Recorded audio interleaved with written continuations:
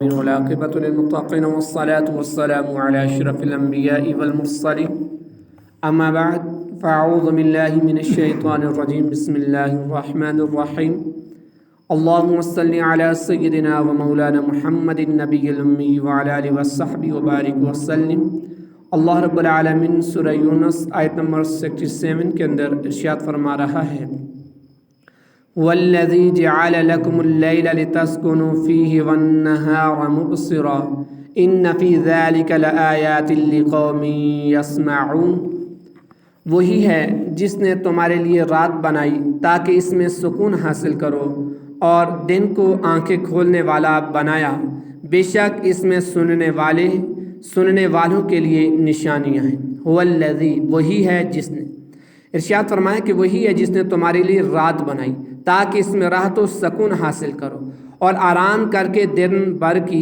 تھکاوٹ دور کرو، اور دن کو آنکھیں کھولنے والا بنایا تاکہ تم اس کی روشنی میں اپنی ضروریات زندگی اور اسباب معاش فراہم کر سکو۔ بے شک اس میں سننے والوں کے لیے نشانیاں ہیں، جو سنیں اور سمجھیں کہ جس نے ان چیزوں کو پیدا کیا وہی معبود ہے، اس کا کوئی شریک نہیں۔ یاد رہے کہ رات اور دن دونوں اللہ تعالیٰ کی عظیم نعمتوں میں سے نعمت ہے۔ رات کے وقت آدمی آرام کرتا ہے اور سکون حاصل کرتا ہے، گزشتہ دن کی تھکاوٹ اتارتا ہے اور اگلے دن کے لیے چاق و چوبند ہو جاتا ہے، اور دن کے وقت آدمی ہزاروں کام سر انجام دیتا ہے، دنیا بھر کے کام کرتا ہے اور اس کے ساتھ دن کی روشنی سے بھی راحت و آرام پاتا ہے۔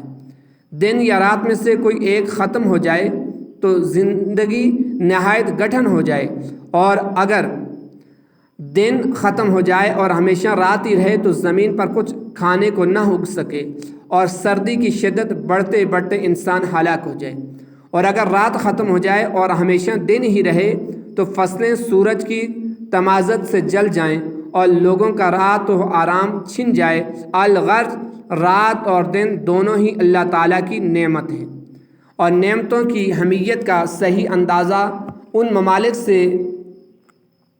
ہو سکتا ہے جہاں کئی مہینے یا کئی دن یا کئی عرصے تک رات ہی رہتی ہے اور وہاں سورج نظر نہیں آتا، تو وہاں پر ہمیں دن اور رات کا اندازہ ہو سکتا ہے ان لوگوں سے۔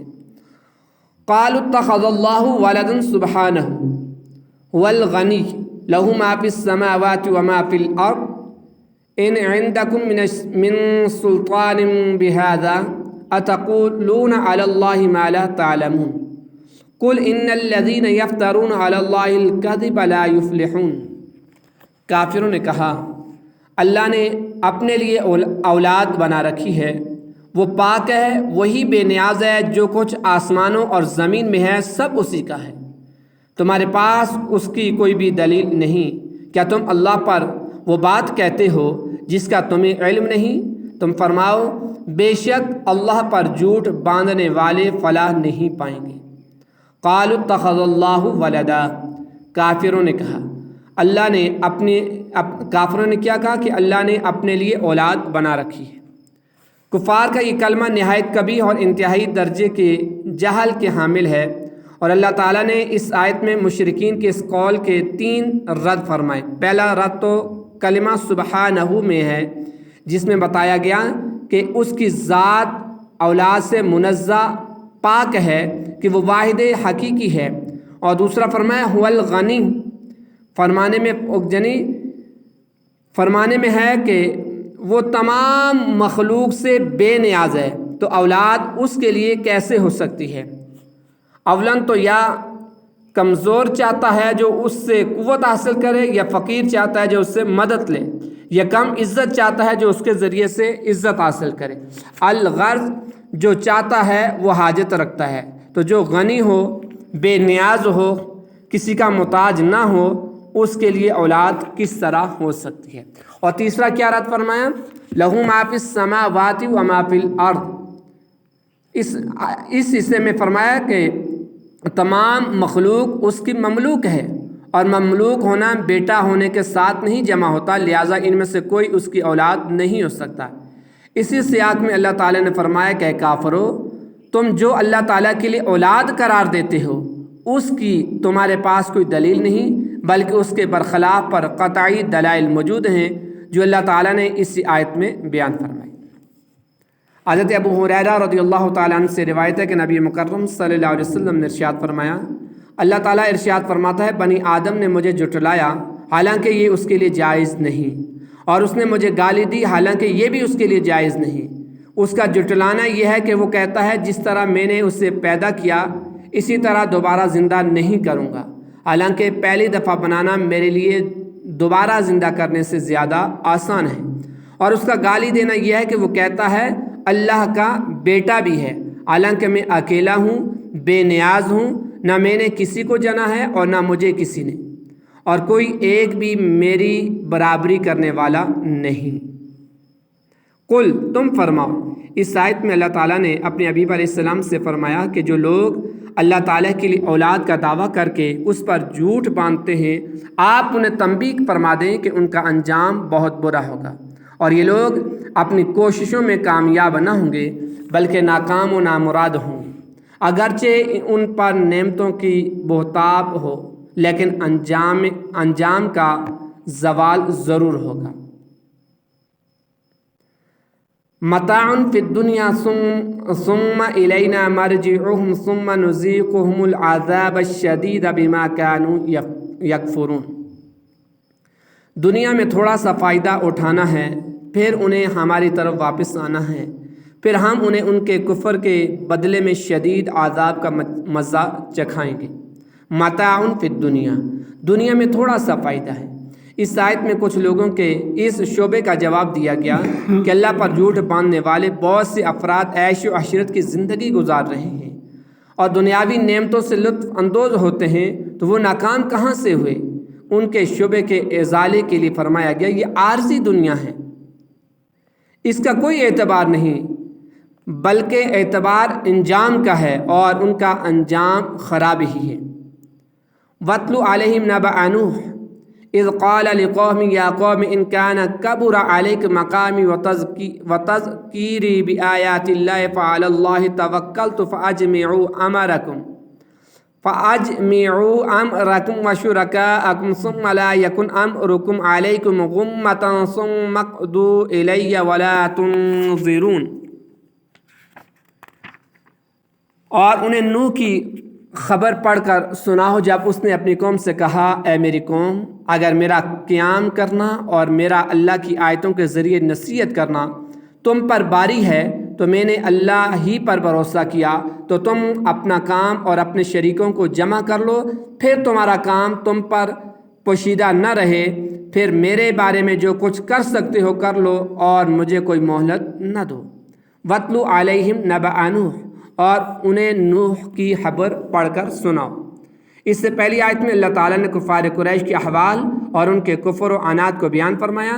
اس کے بعد اب ان آیات سے اللہ تعالیٰ نے انبیاء علیہ السلام کے واقعات اور جو کچھ ان کی امتوں کے ساتھ پیش آیا اس کا بیان شروع فرمایا۔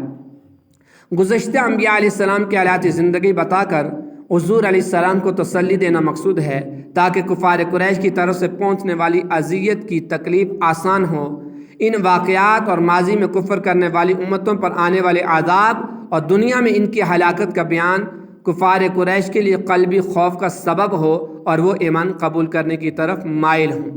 چونکہ سب سے پہلے حضرت نوح علیہ السلام کی قوم پر ان کے کفر اور سرکشی کی وجہ سے عذاب آیا، اس لیے یہاں ان کا ذکر پہلے فرمایا گیا۔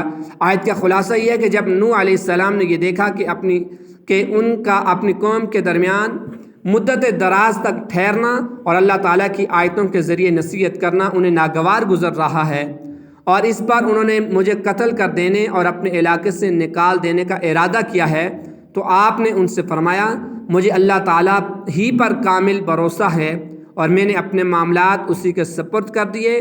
تم میری مخالفت میں اور مجھے ایذا پہنچانے کے لیے جس قدر اسباب جمع کر سکتے ہو کر لو، بلکہ اپنے باطل معبودوں کو بھی بلا لو، اور تمہاری یہ سازش پوشیدہ نہ رہے بلکہ علی الاعلان سب کچھ کرو، پھر میرے خلاف جو کچھ کر سکتے ہو کر گزرو اور مجھے کوئی مہلت نہ دو، مجھے تمہاری کوئی پرواہ نہیں۔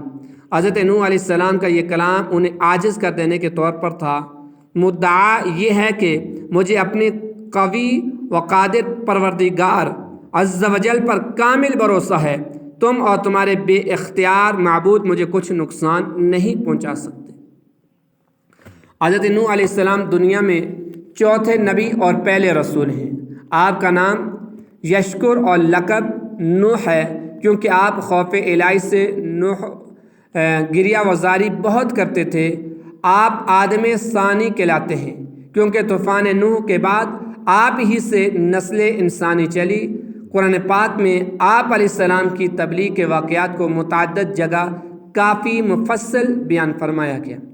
اس آیت کریمہ سے بھی ہمیں چند باتیں معلوم ہوتی ہیں کہ انبیاء علیہ السلام نہایت شجاع، بہادر، جری، باہمت اور اولو العزم ہوتے ہیں۔ جیسے یہاں ایک طرف پوری قوم دشمن اور مخالف ہے اور دوسری طرف تنہا صرف اللہ تعالیٰ کے بھروسے سے حضرت نوح علیہ السلام کس قدر جرأت کے ساتھ مخالفین کو پکار رہے ہیں۔ اسی سے معلوم ہوا کہ قادیانی نبی نہیں تھا، کیونکہ وہ انتہا درجے کا ڈرپوک تھا۔ ساری زندگی اسی ڈر سے حج کو نہ گیا اور جہاں جانے سے اسے نقصان پہنچنے کا خوف ہوتا تھا وہاں نہ جاتا تھا۔ دوسرا، لوگوں کی ایذا کی وجہ سے تبلیغ سے کنارہ کشی نہیں کرنی چاہیے، کہ حضرت نوح علیہ السلام نے تکلیف برداشت کرنے کے باوجود 950 سال تک تبلیغ فرمائی۔ لوگوں نے آپ کو ایذا پہنچائی، لیکن اس کے باوجود 950 سال تک تبلیغ کرتے رہے۔ تبلیغ دین کے لیے جرأت اور ہمت کی ضرورت ہوتی ہے۔ بزدل اور ڈرپوک آدمی تبلیغ کا حق ادا نہیں کر سکتا۔ اسی طریقے سے سائنس سے ہمیں معلوم ہوا کہ انبیاء اکرام علیہ السلام اور صالحین کے سچے واقعات پڑھنا سننا عبادت ہے۔ اس لیے آیات قرآنیہ کے ذریعے اور سیرت اور واقعات کی کتابوں کے ذریعے بزرگان دین کی سیرت سے واقفیت حاصل کرتے رہنا چاہیے۔ اور یہ بھی اس آیت سے معلوم ہوا کہ تاریخ کا علم بھی بہت عمدہ ہے، کہ اس میں عبرت پوشیدہ ہوتی ہے۔ البتہ تاریخ وہی پڑھی جائے جو حقائق پر مبنی ہوں۔ آج کل ظالموں کو عادل، مسلمانوں کو قتل کرنے